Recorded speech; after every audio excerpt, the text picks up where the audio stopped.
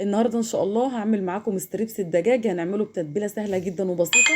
اول حاجه نسمي الله ونصلي على الرسول. اللهم صل وسلم وبارك على سيدنا محمد وعلى اله وصحبه اجمعين. معايا صدور فراخ مقطعاها كده شرايح طوليه، يعني عاملاها كده شرايح ما تكونش لا رفيعه قوي ولا تخينه قوي. بعد كده بقى جبت 3 كوبايات من الدقيق، خدت عليهم معلقه كبيره من النشا، وخدت عليهم معلقه صغيره من البيكنج باودر. والبهارات اللي احنا هنستخدم توم باودر وبصل باودر وفلفل اسمر وسبع بهارات وبابريكا وشطه وملح وبهارات فراخ. دي التوابل اللي احنا هنستخدمها. قلبت كده التوابل كويس مع الدقيق، وانا عامله كميه دقيق كبيره لان معايا برضو كميه الاستريبس كبيره. خدت معلقه كده من الكركم، والكركم بس هنا مش هيفيد في الطعم، لا هيدي بس اللون وانت بتحمري الاستريبس بتاعك. بعد كده جبت بوله وخدت فيها مع كوبايه كبيره من الزبادي، وخدت عصير ليمونه، وهاخد معلقتين من الخل، وهقلب كده عصير الليمون مع الزبادي مع الخل. هقلبه كده كويس، وبعد كده هناخد عليه معلقتين من الدقيق اللي احنا بهرناه. خدت هنا الاول كده نص معلقه صغيره من الثوم، احنا حاطين توم باودر بس خدنا توم فريش كمان. وخدت كده معلقتين من الدقيق اللي احنا مبهرينه. هعملها كده عجينه سايله، زودتها ميه وهفضل اقلب فيها كده لحد ما تكون عجينه سايله خفيفه معانا. خلاص بالشكل ده كده، شايفين شكلها بقى عامل ازاي. بعد كده نزلت بقطع الاستريبس. طبعا انا عامله كميه كتيره من الدقيق عشان برضو الاستريبس كميه كبيره. وبعد كده هقلبها كده كويس واحطها في التلاجة كده، اغطيها ببلاستيك راب واسيبها لمده ساعتين.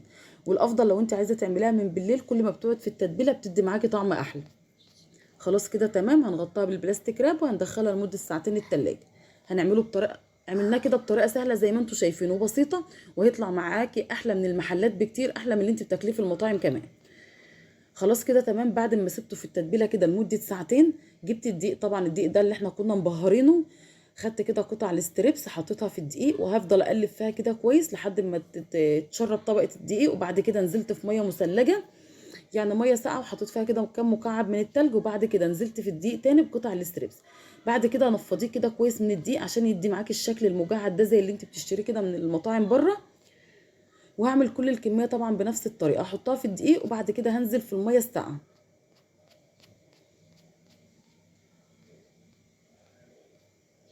خلاص كده تمام، هتدي معاكي الشكل اللي انت شايفاه ده كده. شايفه شكلها بقى مجعد زي اللي انت بتشتريه من بره، فيها تجعيده كده. هعمل كل الكميه طبعا بنفس الطريقه. ولو عجبتك الوصفه ما تنسيش تعملي لايك وشير وسبسكرايب وتفعلي الجرس عشان يوصلك كل الفيديوهات الجديده. طبعا انا مش هستخدم كل الكميه دي، هنفرز منها وهنستخدم منها النهارده، يعني مش هعمل كل الكميه في يوم واحد. شايفين دي كل الكميه اللي احنا عملناها، شايفين ما شاء الله عامل معانا كميه قد ايه. جبت هنا علبه، العلبه دي طبعا بتاعه تخزين كبيره. حطيت فيها كده كيس من اكياس التلاجة، وبدات احط الاستريبس، احطه كده طبقات، كل ما احط طبقه اغطي بكيس وارجع احط طبقه تانية.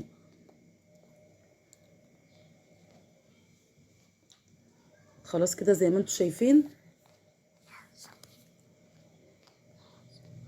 هقفل كمان بالكيس كده وارجع احط كمان طبقه.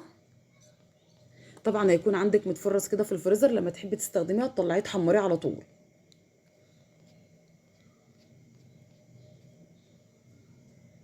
خلاص كده قفلت العلبه، ودي الكميه بقى كلها، ودي الكميه اللي انا هستخدمها النهارده.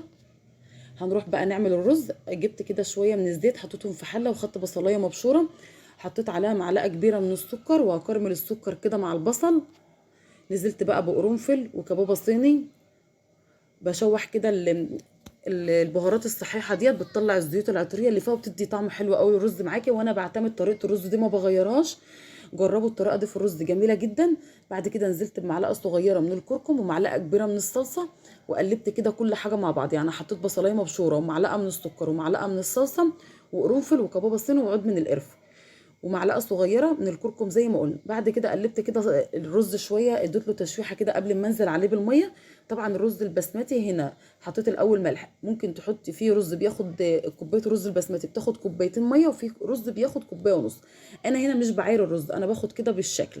يعني حطيت كده الميه، لكن لو انت مبتدئه ممكن تحطي كوبايه ونص، طبعا نوع الرز بتاعك، وفي رز بياخد كوبايتين. خلاص قلبته كده كويس، وهسيبه يتشرب الميه بتاعته، وهدي على النار لحد ما يستوي كويس. بعد كده جبت طاسه حطيت فيها معلقه من الزيت او معلقه من السمنه البلدي، وانزلي بقى باي مكسرات عندك، فول سوداني، عين جمل. انا هنا حطيت شويه من فول السوداني وشويه من عين الجمل. هبدا اشوحهم كده كويس، مجرد ما يتشوحوا هنزل عليهم بشويه من الزبيب، ودي المكسرات اللي احنا هنستخدم. لو ما عندكيش مكسرات برضو ما فيش اي مشكله، ممكن تكتفي بشويه فول سوداني او شويه زبيب، يعني ما تقفيش على حاجه معينه. خلاص كده شوحت المكسرات. بعد كده جبنا طاسه وهاخد بقى الزيت، نزلت بالزيت كده عشان نحمر الستريبس. مجرد ما الزيت يسخن هنزل بقطع الستريبس زي ما انتم شايفين بالشكل ده كده.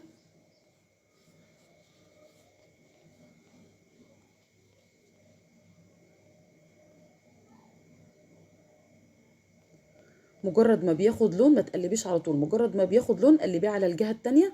شايفين مجرد ما خد اللون بدات اقلبه بالشكل ده كده. طبعا طلعيه بقى على مصفى او صفايه سلك علشان ما تحطيش الاستريبس على مناديل المطبخ علشان ما يطراش معاكي. حطيه كده على اي حاجه، اي مصفى عندك عشان ينزل الزيت اللي فيه ويتهوى ويفضل معاكي ايه واخد الطبقه الكريسبي اللي هي المقرمشه دي. شايفين طبعا اللون فاتح عن كده بس الكاميرا بتكون مغمقاه شويه.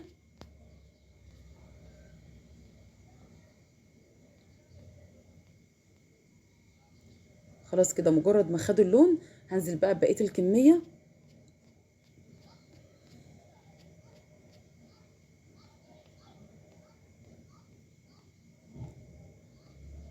خلاص كده تمام. عندي كده سمبوسه كانت باقيه من رمضان برضو هحمرها معاه، ومجرد ما ياخد لون هنقلبه على الجهه التانية.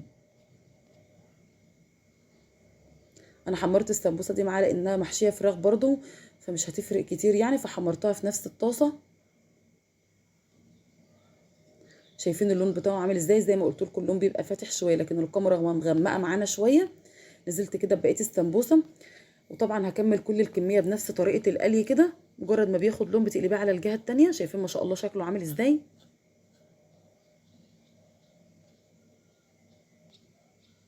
هنا بقى بقرب لكم واحده من الكاميرا بقول لكم ان اللون بتاعها فاتح عن ما انتم شايفينه.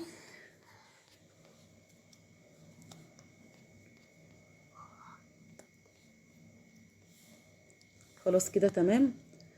شايفين الوصفه سهله جدا وبسيطه، مش هتستخدمي فيها مواعين كتير، يعني هتعمليها بكل سهوله. وهنحطها كلها في صينيه واحده، الرز والاستريبس وكل حاجه هنحطها في صينيه واحده زي ما انتم شايفين. جبت هنا صينيه والرز كمان استوى معانا، وشايفين ما شاء الله شكله عامل ازاي.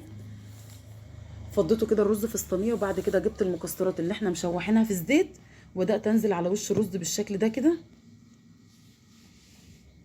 وهنا بقى شايفين قطع الاستريبس شكلها عامل ازاي، مقرمشه واخده الشكل المجعد. رصيتها كده على وش الرز وحطيت السمبوسه اللي احنا عاملينها معاها. وشايفين دي كانت وصفه النهارده، كانت سهله جدا وبسيطه، والطريقه ما شاء الله كانت كمان سهله. ان شاء الله تجربوها وربنا يحسن ما بين ايديكم. شايفين الاستريبس مقرمش من بره وطري وجوسي من جوه. اشوفكم في وصفه جديده على خير ومع السلامه.